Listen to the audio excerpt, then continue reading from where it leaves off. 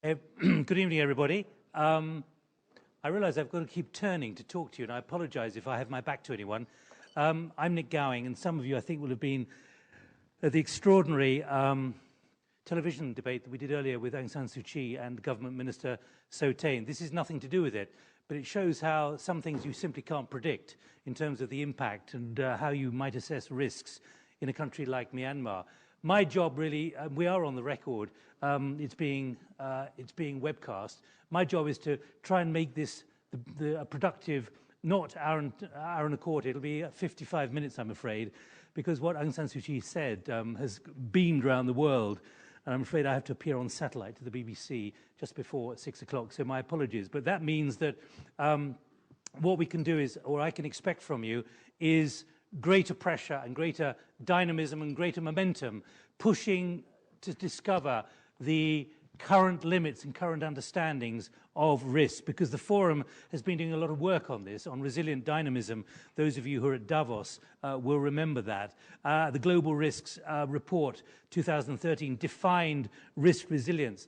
And I think it's important to underline to all of you that we are sitting in a region which, after all, was threatened by a very, very strong cyclone almost 3 weeks ago, which hit Bangladesh hard, not quite as hard as expected. We're in a country which in 2008 was devastated, particularly in the Irrawaddy Delta, by a massive cyclone, Cyclone Nargis, where 140,000 people were killed. But of course, all of us and many in the humanitarian field were completely helpless. We couldn't get in, we couldn't report, we couldn't assess, and indeed the military and the police hunted down foreigners who were known to be inside the country. How this country has changed. But the threat and the risk of a cyclone was very real 3 weeks ago, although it did weaken as it hit Bangladesh and then hit the western coast of Burma. But of course, there was a risk here for the government because of the ethnic minorities. There was the challenge of what to do with certain of those who are located in the region which was going to be hit by the cyclone. And that created a major political problem for the government here in Naypyidaw. Do we move these people? In which case they'll think they're being relocated and they'll see this as a massive political act. Others of you will know more detail about that, but I'm very struck that we're sitting here not far from that location, a kind of risk that probably wasn't easy to calibrate in advance. We're talking about risks which are interconnected, which have a cascading effect, highly unpredictable for the reasons I've just mentioned.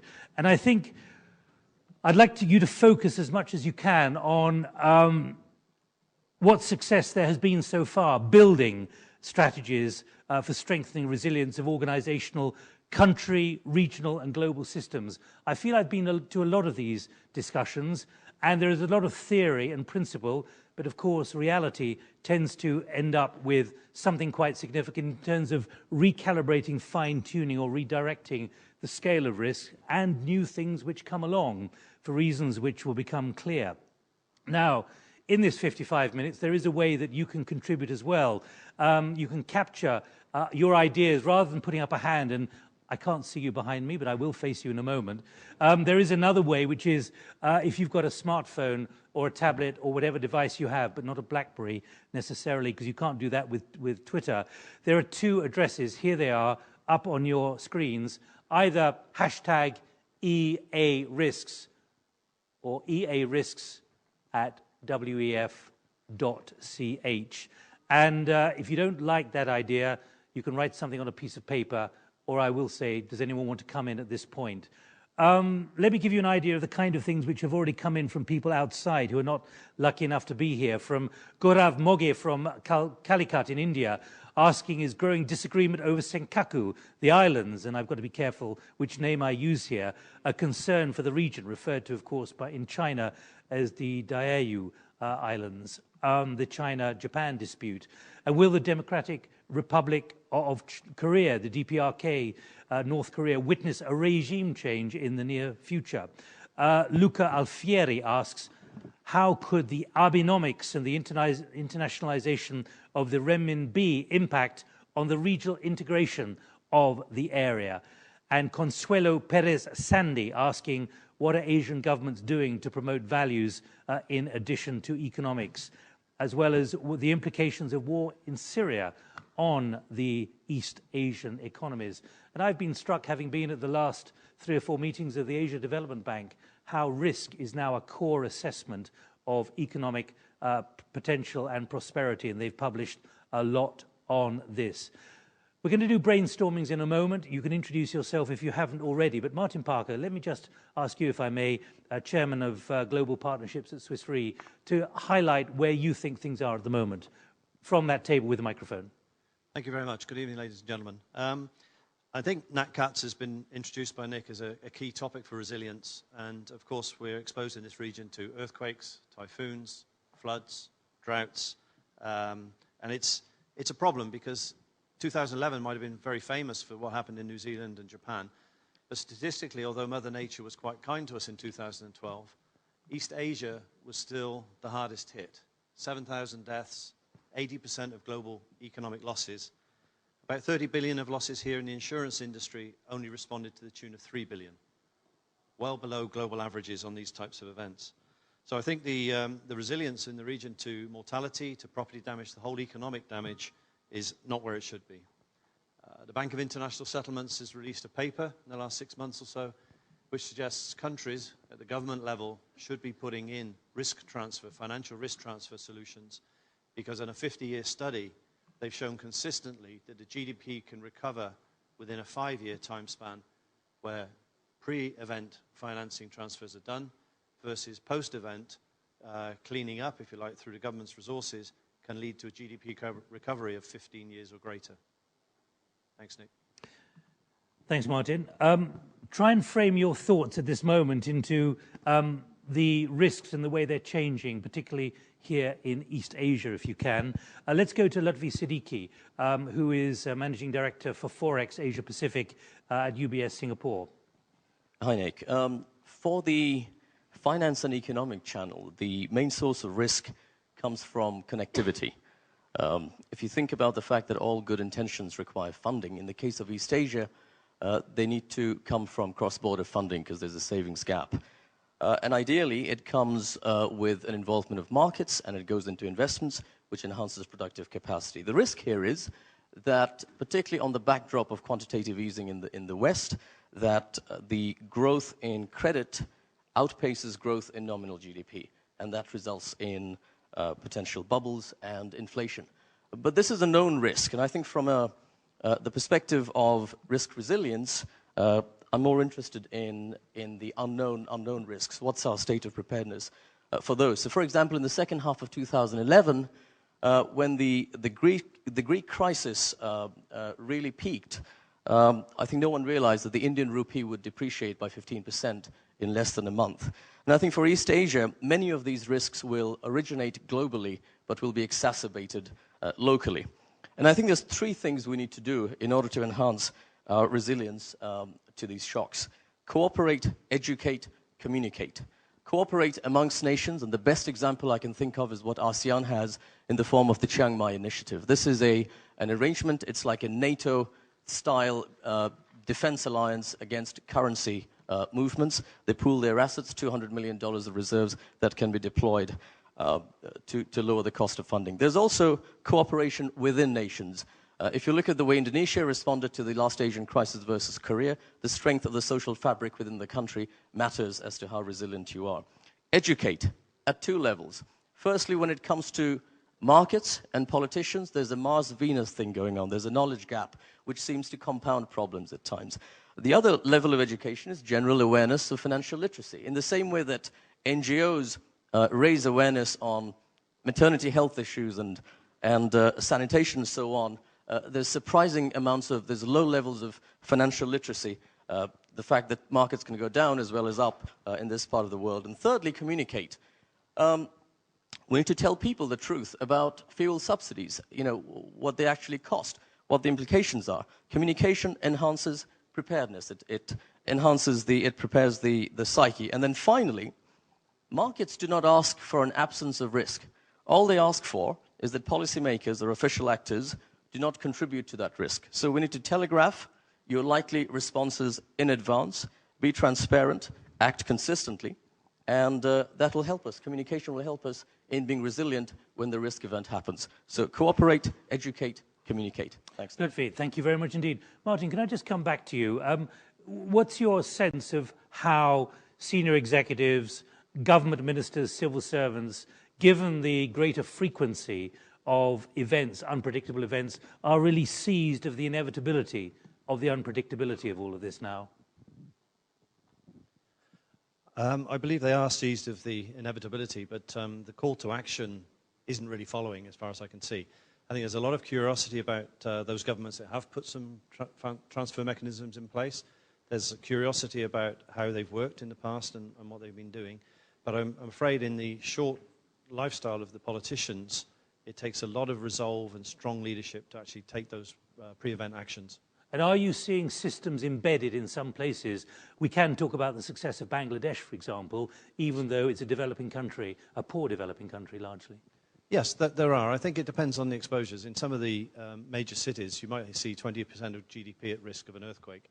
The resilience of the government to put a stabilization reserve in place, put contingent funding in with the World Banks, could cover, say, 10% of that.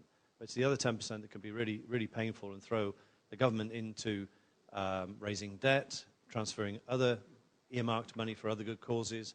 It can see even tax raised on the individual citizens. So it's still an unsolved problem, I think, at this stage. Are you talking about mindset or denial, literally saying that's not going to happen to us? I think it's mindset. And the mindset, the denial is not true because they recognize it. The mindset is it's not going to happen to us. Fine, it's not going to happen. So can I issue you all with a challenge for the next 15 minutes to try and define some of the challenges which you think are maybe not on the radar screen at the moment on risk, whether they're societal, technological, economic, environmental, political, systemic. You try and define them. Does anyone want to enter the fray immediately before you even get into a quick discussion around the table? Anyone wanting to say you're getting it all wrong or act as a catalyst for pushing it further forward? I see no hands, and I don't have anything. Richard, you've tweeted already. Good government, Richard Boucher from the OECD. Good government reduces risks. Inequalities are vested interests increase risks in the short and long term and make it harder to deal with disasters. Richard, we'll hear from you shortly. Can I give you 13 minutes then to try and help us define? And if you could, one of you on the table, if you could use one of the addresses just to, in 140 characters or in an email, just summarize. It's a very efficient way of harvesting what's on your minds at each table. 13 minutes then, please. Thank you.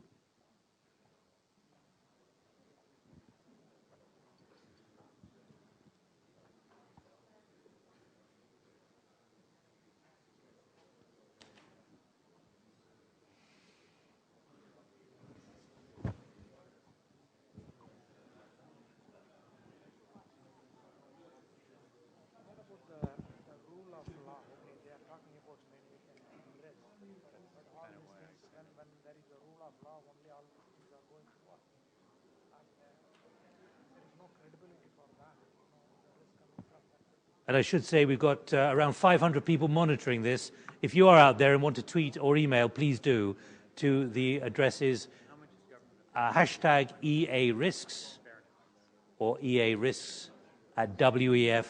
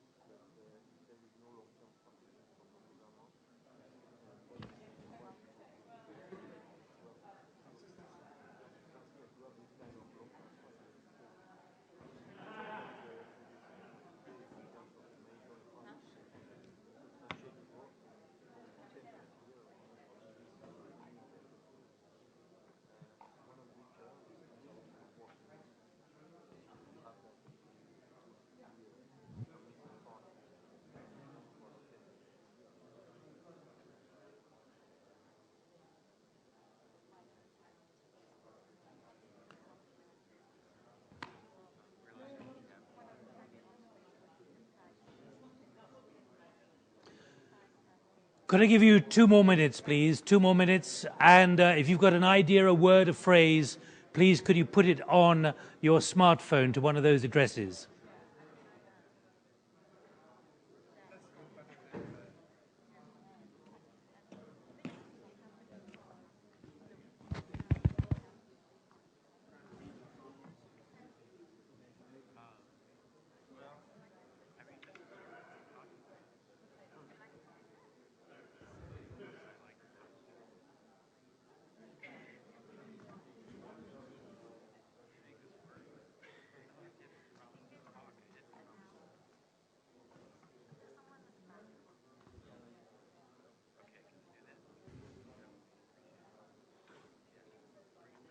Where's number 3?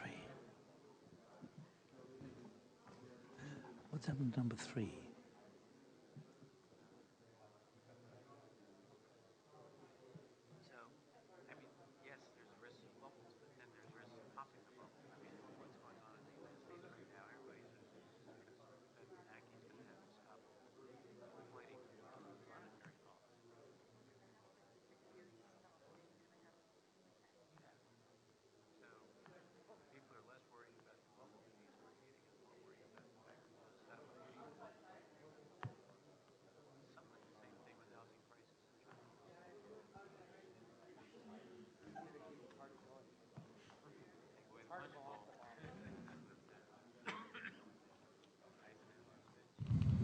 Sometimes the short-time survival is important than, long-term well-being, maybe. That's why, what they are doing, monetary policy. Thinking one day there will be a smooth landing, but nobody knows.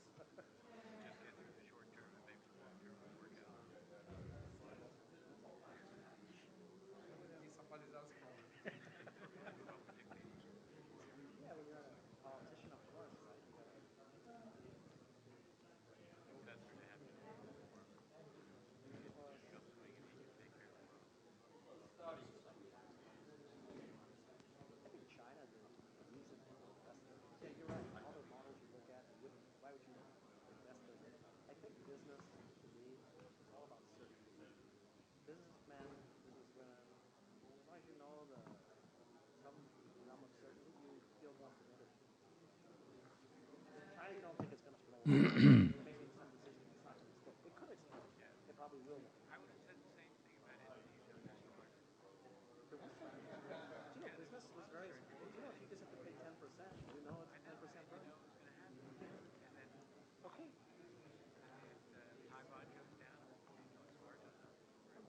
But at the same time, you see a country like Singapore, they made the system everybody come and dump the money there and put it in. All right, well, look, can I try and capture some of the ideas that are going around in plenary, even if I'm stopping the conversations? Does anyone want to actually contribute with a voice to the kind of elements that you've identified on your table, whether you're a table leader or someone else, but something you're passionate about or feel is not being considered in this mix currently of risks? Anyone at all? Because otherwise I'm going to go to Rajiv Dimri. Rajiv, where are you? I'm going to keep turning here. Rajiv Dimri, he's registered. Rajiv, are you in the room? Ah, Rajiv, yes, forgive me. Because you talk about lack of enforcement of good building codes, increasing losses in cases of natural disasters. Now, obviously after what happened in Bangladesh, that's brought, and it's happened in Cambodia. But what's on your mind there? A couple of things. I look around India and, even small sort of natural excessive rain or small earthquakes lead to disproportionate losses of buildings coming down, loss of human life. And invariably it comes out that there was lack of building code following because of somebody overlooked it or other lack of sort of discipline by the government in enforcing those laws. So laws exist. I also came across a World Bank study which said that the natural disasters are actually man-made because of these, lack of building codes that are enforced, and that leads to a more loss than usual. And that's a risk because this being a region, as you mentioned, cyclones and earthquake prone, And therefore, enforcement of correct building codes would be one step in mitigating those risks. Because let me promote this thought or provoke it, which is that what happened in Dakar or in the suburb of Dakar, any of you here, has really highlighted what must be a much wider risk because of the kind of abuse of these regulations. I think there were 4 generators on an extended floor at the top. I don't know if it was insured, but that is a blatant risk which is being taken. Correct. Yes. I mean, there are cases like that in India where hospitals catch fire because of the wrong... Can you all hear, by the way? Can we turn up the microphone a little bit? Okay. And so those things get reported in India as well, and it invariably comes up where building codes, fire codes are not followed because somebody overlooks them. And that's, what came in Dhaka was what picked up by the global press, but it happens in India every once in a while. Does anyone want to add to this about the obligations now on governments? Because it builds on what I think, Richard, you've talked about in your message, which is about good government reduces risks. Now, you're going to talk in a moment anyway, but do you want to add to that about what you see? Good government, how do you define that? Because what we're talking about is, in a place like Bangladesh, and that's obviously the most recent example, is a kind of negligent, indifferent, blind eye-turning government. Yeah, we talked about it a little bit at our table, and a lot of different things came up. Fairness, predictability, efficiency of government, the willingness to deal with problems up front and not wait until they festered or wait until your successor has to deal with them. So there are a lot of factors that go into it, but if you look around, a lot of what we're talking about, the response to hurricanes, the flooding from runoffs after illegal logging, the way the factories are run, a lot of this is governance, and not just government governance, but corporate governance as well. What obligations do you think that now is creating in a very transparent environment where people can report this kind of stuff? The fact that governments are simply either too pressed or indifferent or actually actively ignoring? Well, I think one thing is the people who insure risks and deal with risks have to do a better job of sort of predicting the quality of the response based on the quality of governance, and that's an intriguing prospect for all of us who are in the measurement business. But then the other thing is that citizens themselves have to look at these things and not accept it as inevitable and push for a better quality of governance in order to protect themselves. For those of you in the insurance business, and Martin, I know obviously I can come back to you, but what about the whistleblowing, the importance of whistleblowing in all of this? In other words, people who must realize that things are not as good as they should be, of course concerned about their jobs, but also concerned about what happens to them. Yeah, I think it comes in with the enforcement aspects, really. I think the systems don't necessarily encourage the transparency and the enforcement, and the whistleblowing certainly isn't something that we hear of I'm not so deeply experienced, but we don't hear about it very often. Clearly corporations are doing this, are providing hotlines for their teams or their staff to report things in. It's a question of governance, but it doesn't necessarily permeate some of the risks that we're talking about. But are you faced, look, I'm not in the insurance business or the risk business as such, but are you faced with the reality that there can be regulations on the statute book, which in theory mean things are going to be okay, but actually the oversight is so woeful that it's almost meaningless? Yeah, it has to be a risk, and the recent building collapses would exacerbate that. I don't know of any insurance on those properties that we've discussed. But yes, I think there's not a naivety in the insurance industry that a regulation equals a practice. But it's events like this make us wonder how much is out there, which is not as well constructed as it should have been, that we are on risk for. All right, does anyone want to come in again on governance? I'm trying to push things very quickly on a number of issues here, but particularly how governments can be seized and sensitized much more openly to this issue, whether it be on this or flood and disaster prevention. Anyone want to come in, please? Yes. Microphone, I think, should be here. Just introduce yourself as well. Okay. Alyssa Goldberg, I'm the Canadian ambassador to the United Nations, but spent most of my career, in fact, responding to natural disasters abroad. Two things that I would say in terms of roles for government. Obviously, risk reduction and disaster response laws. I mean, we've been talking about this now for about a decade. Governments are only now starting to implement it.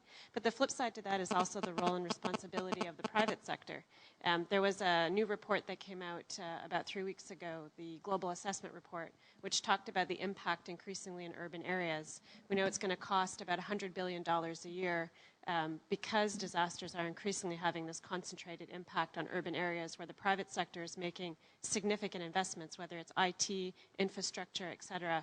So, yeah, it's about governments setting out the regulatory framework, but it's also working in partnership with the private sector. What is mobilizing governments? Are they doing it off their own back, or are outside forces forcing them down this track now? I would say it's a combination of both. When you've been through a major catastrophic event, you certainly see the impact that it has. When governments themselves go through the catastrophic event, they know what they have to face the next time, and others are watching to see how they're responding. Japan was a major eye-opener for a number of countries, in particular within the OECD. Japan's the best country capable of managing a disaster, and it had major difficulties in responding to the Fukushima disaster. Okay. Christopher Fossek, where are you? Over here. From Jones Lang LaSalle, particularly on infrastructure and the broader issues about what is being built and how good it is. Yeah, I think I would say regulation is obviously very important, but the implementation around that regulation is even more important. I think the risks, and I put down three, Nick. One is country risk and market risk. The second one is excessive liquidity, and the next one is the environmental impact risk. On the country and market risk, Jones Lang LaSalle, the company I work for, we do an annual transparency index, which covers the entire sort of globe. And we try to evaluate the level of risk in the market within that country and that country itself. And we've got various different sort of sub-indices that we use, but we look at performance measures such as indices and valuations. We look at market fundamentals such as data in that market.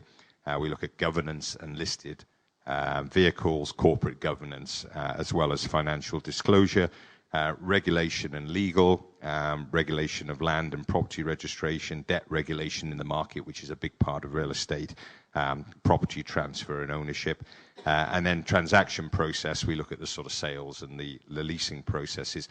That helps our clients to at least evaluate the risk from a country and market risk when they're making real estate investments or occupying it. The environmental impact, I think we've touched on some of those. The regulation around building codes, we touched on that a moment ago, is very important. The urbanization that's going on in the developing of the world at the moment is huge. We've got buildings going up every minute of the day. We've got millions of people moving into cities, and buildings are being built. What's coming from that? Well, we've got issues around building codes. We've also got issues around... What are the issues? Well, the issues mainly, Nick, are these buildings safe? Do these buildings meet sort of global standards in sustainability? What sort of carbon footprint of these buildings have got? What pollution is coming from these? The major user of energy around the world today is probably real estate. I think it's something like 40% of all global energy is used in real estate. So having efficient buildings hopefully will reduce the consumption of energy, but also having efficient buildings will limit the pollution. And where do you put some of these buildings? You've got factories being built all over Asia at the moment. If you put them near populations, you're going to have pollution for sure. And how do you regulate how those factories are used? The final point on excessive liquidity is something that we've sort of seen in America, as we know, had excess liquidity in its housing market, which was the start of the global financial crisis. The Q2 easing that we're seeing going around at the moment around the world is having impacts on Asia. Asia has strong economies, but the liquidity, the low cost of debt, the availability of debt, the money that is out there to be invested is going into real estate. And we're seeing bubbles being created. And in response to that, the China government, the Hong Kong government, and the Singapore government has felt it necessary to bring in regulations to try to cool down those markets. And I think quite rightly, if you look back to what happened in America, I think any government where they can see excessive liquidity in their real estate markets is justified in stepping in, because you can't rely on self-regulation for sure. There are 3 or 4 messages here about trust in leaders. When you talk about regulation, and obviously there's the explosion in urbanization, which we all know about, particularly in the developing world, and the ambitions in a country like Myanmar, do you fear that governments simply won't be able to keep control of the quality, and therefore that is increasing risk? Yeah, I think it is a real issue. I mean, the pace of development, how are you going to be able to regulate? So you've got buildings going up, you're relying on sort of engineers, you're relying on government officials. I think one of the biggest challenges is corruption, because vast amount of wealth is made in real estate, and it's usually where, when an economy first starts, a country first starts emerging and developing, the people that get rich the first are the ones that are involved in real estate. And therefore, if the government is responsible for handing out permits, for regulating the construction of the industry, then they are prone naturally and tempted to corruption. I think that's one of the big challenges. Well, let's pick up on that with Ashvin Dayal, who's from the Rockefeller Foundation. Partly, Ashvin, because right at the beginning, your messages talked about,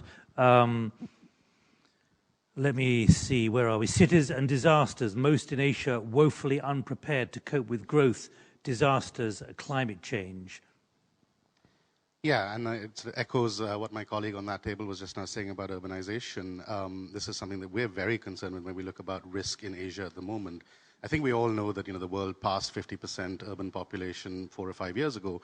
What many people may not know is that it also accounts for about 80% of the world's GDP and only about 2% of the land, and that about 60% of global population growth is going to happen in Asia's cities over the next 20 or 30 years. When we looked at all of the success stories on disaster management, risk preparedness, a lot of those come out of a rural context, rightly so. But we need to translate and apply those into an urban context, and really very, very urgently. I live in Bangkok, and we went through the floods of late 2011 and are looking at the price that's being paid even today. And when we talk about governance in relation to these challenges, cities are sort of basically networks of different systems. We can't just have individual solutions. We can't just have industrial estates building 6-meter flood retention walls around them, because the water has to go somewhere. So we need coordinated approaches where we bring civil society, we bring citizens, we bring the business community, and we bring government together in order to really address these massive new risks. Imagine a Category 5 hurricane hitting a major coastal city in India, and the concentration of people and assets in that place compared to if it moves 20 kilometers north or south of that. City governments, by and large, are not prepared, they're not equipped, and they're not empowered to actually address these challenges. So what we're doing is working with cities and trying to create demand from above to enable cities to be able to think beyond just tomorrow, day after, and start thinking about the next 5, 10, 15, 20 You're years. being gloomy, but are you being really practically gloomy, given the speed at which everything is happening, and looking at the capacity, the laws and everything? In other words, are you laying down a very clear marker here that this is something which is really not being adequately viewed when it comes to overall risk? It's difficult to sound, I don't mean to sound gloomy, but if you think about the... I said practically gloomy. Practically gloomy, perhaps, and I think that's the right thing, because the biggest opportunities for progress and development lie in our cities in the next 15, 20 years. But this is something that we don't have enough attention being paid to. It's a complex set of different problems that we need to deal with, but absolutely, we're not prepared. We need to get prepared, and we need to get prepared quickly. Is anyone here from the Asia Development Bank? Because I know that there was a big discussion about this. Obviously, they're based in Manila, where they have had an enormous amount of floods. But again, picking up what Richard said about government and governance, do you see this as a major deficit which could still make it problematic to address the speed at which this is now going to become a major challenge? Yes, and actually we're working with the Asian Development Bank on precisely this issue. We need to not just address the technical issues and the financing issues, we have to also look at how cities can be governed differently and be enabled to take decisions for themselves. And there is debate, there are debates happening, and I think national governments are beginning to see that they can't even do this all on their own. We see that in the United States, we're seeing it increasingly actually in Asia as well, is that regional and local action is going to be essential to deal with what are regional and local problems. All right, well, look, let me pick up. Does anyone else want to pick up on urbanization? And it's almost the ghost in the room at the moment. Everyone's assuming greater urbanization. India, half the population will be in cities within the next 20 years, probably. Anyone want to come in on that? Any reflections, please? Microphone behind you. Hi, I'm Harsh Singhania from India. A quick point on urbanization, and everything's been said about the growing rapid cities, but I think I want to bring in two other dimensions in this. One is the issue of not just disaster planning, but of natural resource planning. I mean, I imagine a city like New Delhi or Mumbai or whatever growing all across and moving, and what happens to the water? What happens to our sewage systems? What happens to all our natural resources of power? It's a constant treadmill. How do you keep up with it? And you say you want to put up another power plant, what happens to the pollution from that, and how close? So there's a whole bunch of stuff that needs to be done, and which brings us back to planning. I think we talked a little bit about that on our table, about urban planning and putting all this together. The second point, which we did talk about on our table, which also in a way relates to this, is the growing inequalities in income and disparity. And then you start looking at social issues, which has political ramifications. So I just thought I'd make a couple of observations on that. Because Richard, can I come back to you? One of the points you made at the beginning, and maybe you can just pick up on any threads from your table. When you wrote about, you did partly address this earlier, but inequalities and vested interests are increasing risks in the short term, picking up on that last point. Yeah, maybe I should cite a couple things here. Sorry. We talked about the risk of disappointed expectations.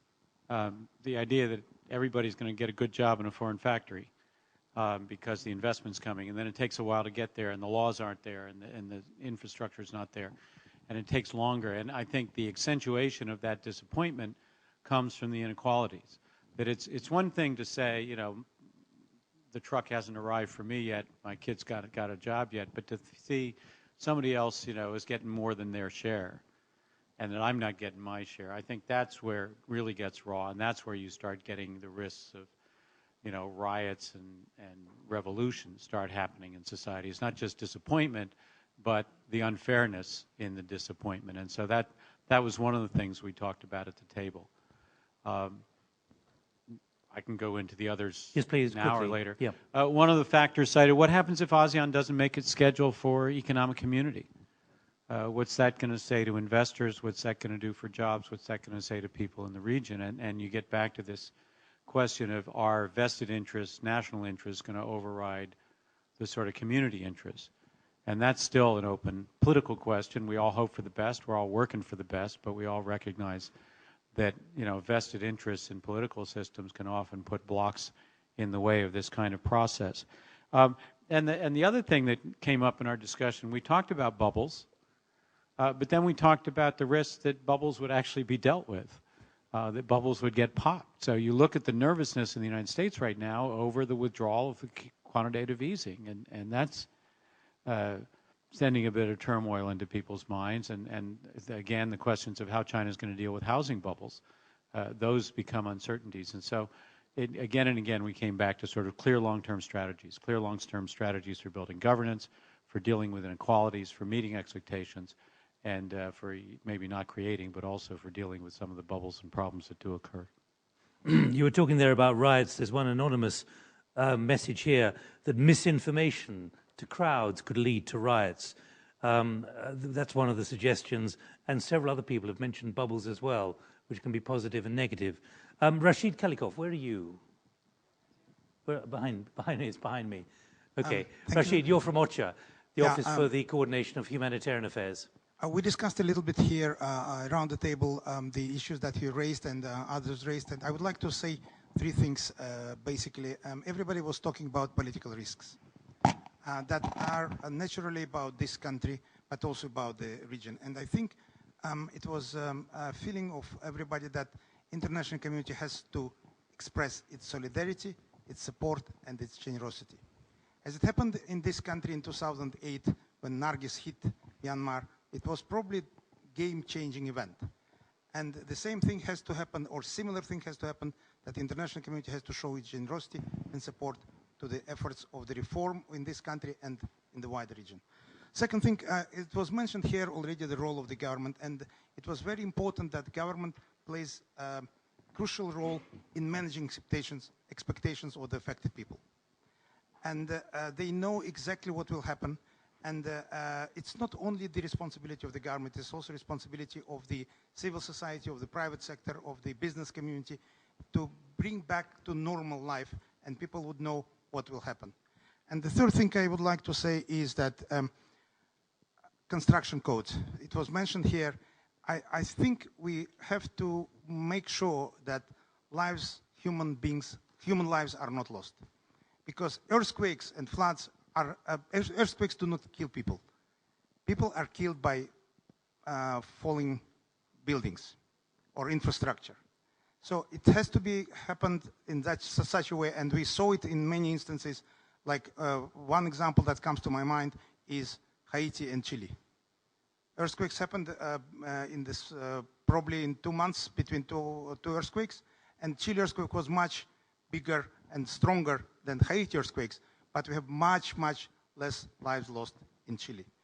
And the last thing I would like to mention is that it's important, very important to build the resilience of the communities. As we saw recently, people would know when natural disaster comes. And I would like to say that the international community has to recognize that the security threat and the risks that is coming from natural disasters is similar as to other risks that are coming from organized crime, narcotic drugs trafficking, and the pandemic diseases. And terrorism.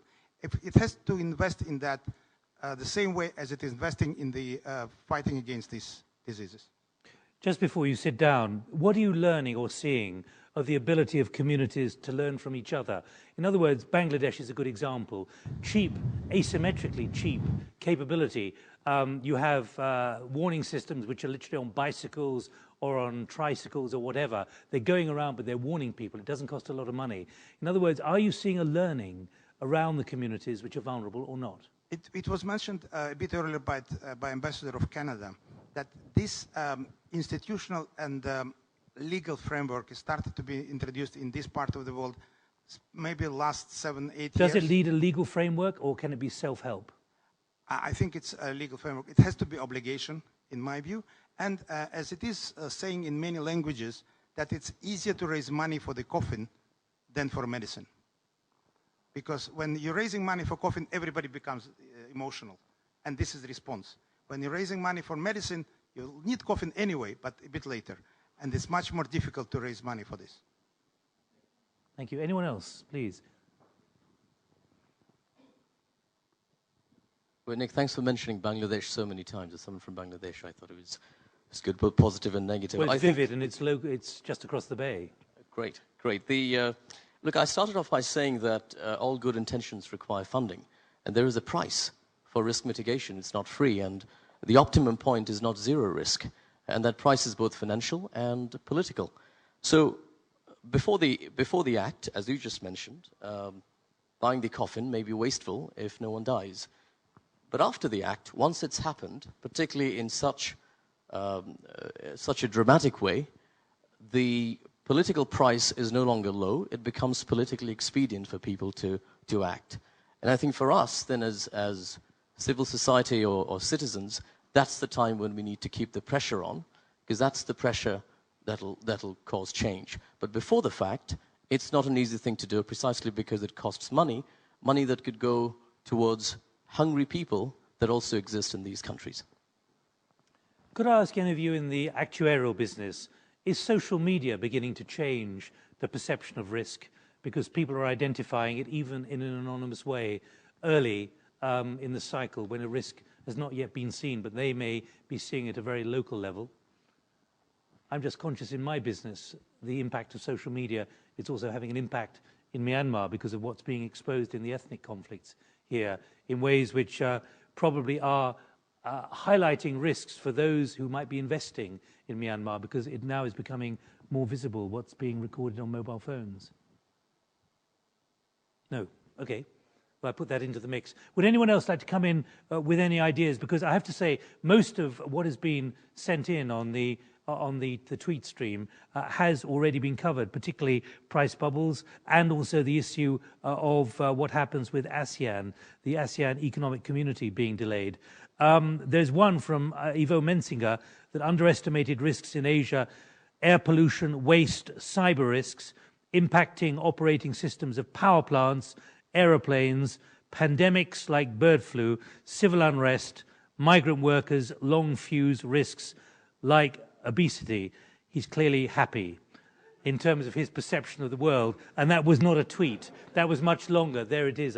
Is that it? No, that's Ludwig. But so there are a lot of other things listed here, many of which I've heard before. But I'm just struck, if we opened a vein at all, it is about this risk of regulation and particularly new urbanization. Martin, can I just come back to you? Is this something which you're aware of at Swiss Re as something which is maturing, or something on which a lot more work needs to be done? I'd almost take the question as rhetorical. I think a lot more needs to be done. It's hard. I guess in all our comments today, particularly mine, I guess we've generalized at quite a high level. So it does vary from place to place. But I would say I'm very much on the lots more needs to be done. Who needs to do it? I mean, you can assess the risks, but who needs to do this work? I think the stakeholders are multitudinous. I mean, if you go to a government, you might meet somebody who has an agency that looks after a particular set of risks, but they don't have the authority or a budget to make a decision to do anything with those risks going forward. And you then go to the Minister of Finance, who controls the budgets, who don't have the same view of the risks. So within governments, you get multiple stakeholders. And I think the private sector has to do a lot, whether you're in the telecommunications industry, the insurance industry, the building industries. There's so much there that all stakeholders have to contribute to. I've overlooked many important bodies, I know, but it's just an example there of 3 or 4 areas that would need to collaborate. We all need to point in the right direction. I think many people know what needs to be done, but it doesn't necessarily surface to the priorities today to protect the issues and the risks that may not manifest in the next week, 2 weeks, 1 year, 2 years. There's one, I think it's a tweet from G. Baudouin, I think outside because not registered here. After what happened in the Gulf of Mexico and given what's happening with offshore oil and energy exploration in this region, the underestimated risks for Southeast Asia. Does anyone want to comment on that, about energy risks and what's happening? And we haven't mentioned the islands, but perhaps that's a good idea, that we haven't gone into the island problems. Do you want to? No. He does want to speak. Okay.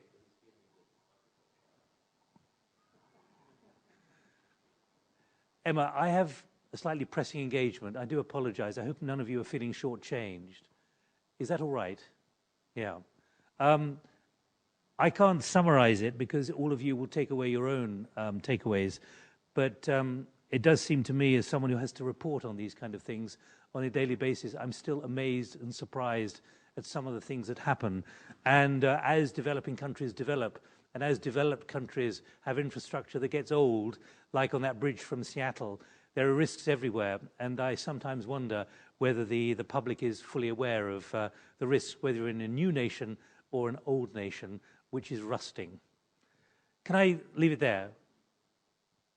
Yes. Let me just highlight that there is risk work being done by the Forum. This is part of a continuing process in many of the regional summits, which will then be reviewed again in Davos. Can I thank you very much indeed? And I hope I haven't shortchanged you, but alas, a satellite dish awaits me.